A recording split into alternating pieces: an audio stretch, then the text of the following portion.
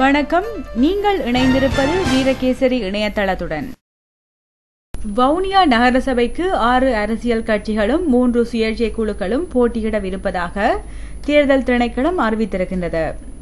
ஐக்கிய மக்கள் சுதந்திர முன்னணி, ஐக்கிய தேசிய கட்சி, இலங்கை தமிழரசு கட்சி, ஜனநாயக மக்கள் விடுதலை முன்னணி, ஸ்ரீலங்கா முஸ்லிம் காங்கிரஸ், ஸ்ரீலங்கா முற்போக்கு முன்னணி ஆகிய அரசியல் கட்சிகளும் 3 சுயேட்சை குழுக்களும் வவுனியா நகரசபைக்கான 11 உறுப்பினர்களை தெரிவு செய்வதற்கான போட்டியில் இறங்கியுள்ளன.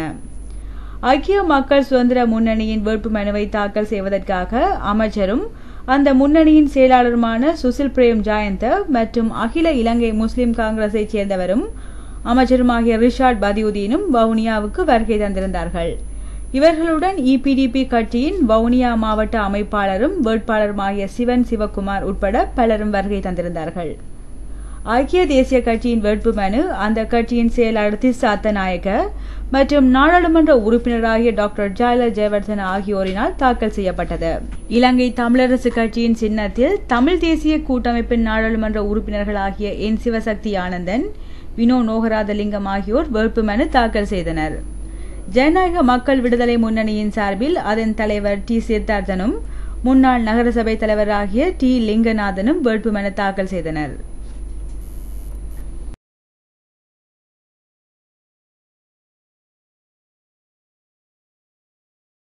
முல்லைத்தீவு மாவட்டம் முள்ளியவளை கட்டைக்காடு பகுதியில் ரகசிய தகவல் ஒன்றை அடுத்து 1.5 கோடி ரூபாய் பெறுமதியான ஜிபிஎஸ் மற்றும் செய்மதி தொலைபேசிகள், அவற்றுக்கான சிம் கார்டுகள் என்பன கண்டுபிடிக்கப்பட்டு கைப்பற்றப்பட்டுள்ளதாக வவுனியா போலீசார் தெரிவித்துள்ளனர்.